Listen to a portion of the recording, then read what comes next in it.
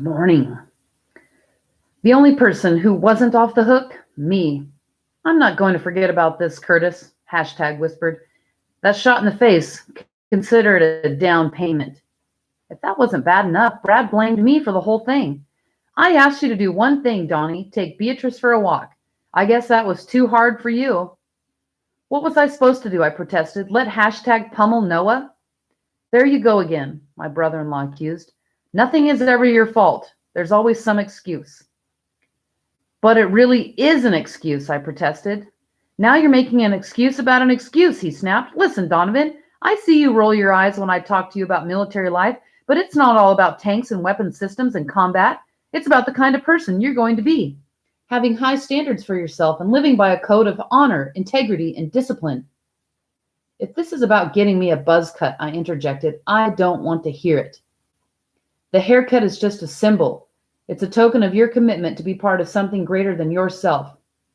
I have enough trouble just being me, I retorted. Didn't you notice that a three-sport varsity athlete almost took off my head back there? He frowned. Fine. I'm just some jarhead Marine to you. I don't care about that. But if you screw up, you put Beatrice in danger. You're going to stay away from that hashtag. You don't fight with him. You don't talk to him. You don't even breathe the air in his zip code. But how can I help it if he comes after me? I appealed. That's your problem, Donnie. Whatever happens to Beatrice is on your head. If she suffers, you suffer. Is that clear? Hey, this was a guy who made his living blowing stuff up with his tank and driving over the wreckage. And the next wreckage might be me. Was it clear? You bet. Chapter 6, Super Loyal by Noah Eucalyptus. The lacrosse field resounded with the roar of the crowd, the referee's whistles, and the shouts of the players. I was really doing it, cheerily, and it was the greatest experience of my life. There could be no more amazing sport than lacrosse, which combined all the best elements of the other sports. The ball was baseballish, the pads were footballish, the nets were hockeyish, the cleats were soccerish, and the shorts were basketballish, and the sticks, well, they were kind of butterfly netish, because they had little webbed pouches for passing and catching. There were far fewer lacrosse videos than all the inferior sports. I guess even YouTube could fall short every once in a while. The only thing better than lacrosse was cheerleading for it. I only got injured once, when the integrity of my cartwheel disintegrated. As I collapsed, my foot slammed into something hard, and I experienced sharp pain for 3 to 5 metatarsals. And girls in PE, you should know what metatarsals are. William had inspired me to ignore my throbbing foot and cheer louder, even when my throat began to hurt worse than my toes. In the world of sports, this was known as giving 110%, although that was a mathematical impossibility. When the clock ran out, I jumped for joy, throwing my pom-poms in the air, although they didn't go very high. Megan, our captain, turned furious eyes on me. Shut up! Everyone will think we're nuts. I was mystified. We're cheerleaders. It's our job to lead the cheers for the glorious victory. We didn't have a glorious victory. Can't you read a scoreboard? Indeed I can, I replied. When your team scores a plurality of goals, you win. Arithmetic dictates that 15 is greater than 3, therefore we are winners. I almost added quod erat demonstrandum, but I remembered at the last time Latin wasn't too popular in the cheerleading business. Megan's face was a thundercloud. Only we didn't have 15. We had the 3. But it says H for Hornets. The look she gave me would have melted steel. H is for home, not Hornets. We're the visitors, Noah, the V number. Obviously, there was a lot more to cheerleading than I'd previously thought. It certainly explained why the girls had seemed so subdued on the sidelines. On the bus back to school, I apologized to my fellow cheerleaders. I'm researching this whole home visitors thing. I'll get it right next time. Next time, repeated Vanessa, holding the ice pack to her cheek.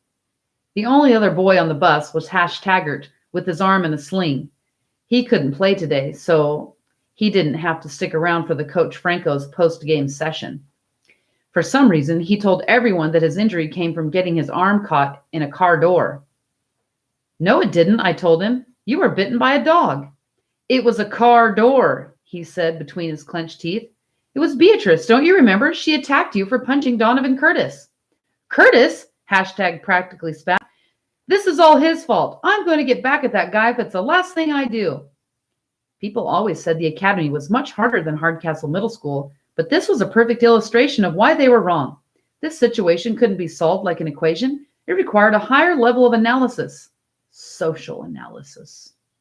1. Hashtag wasn't threatening me at all. He liked me. Everybody did. But 2, I owed it to Donovan to warn him that the captain of the lacrosse team had it out for him because 3, when you had friends, you had to be loyal to them, even when it wasn't your problem. Thus, 4, what I said to Donovan, Hashtag is going to get even with you, I told him. I don't think you have to worry about it right away, though. He said it's going to be the last thing he does. Donovan sighed. Yeah, I kind of figured what happened in the park wasn't over yet, especially when I heard that he might be out for the whole lacrosse season. Meanwhile, aren't you thinking like I'm thinking, like, why is he out for the whole lacrosse season with a dog bite? Toughen up, Hashtaggart. What are you going to do? I asked. A shrug. I'll still steer clear of the guy. He's just a bully. Not much else I can do. I once saw in a YouTube video called Stand Up to Bullies. He shook his head. Not an option. Hashtag's parents have pictures of the bite marks on his arm, and Mrs. Taggart pretty much threatened to report Beatrice to animal control. If there's another scrape between Hashtag and me, you can take that to the bank.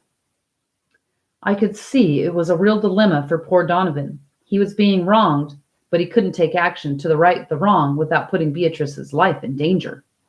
Then something strange happened. When I solved an impossible math problem or came up with a flawless argument for an English essay or explained an anomaly in a chemistry experiment, it was always the easiest, most natural thing in the world, like flicking a bug off your arm. This was different. When I came up with the solution, it was completely unexpected and sudden sunrise over a mountain range, a brainstorm that we'll find out about on Monday. So hopefully Monday afternoon, or maybe not till Tuesday, I'll have more information about how school's going to work, because next week we get to start school, this way. So I hope you have a great weekend, and I'll see you next week.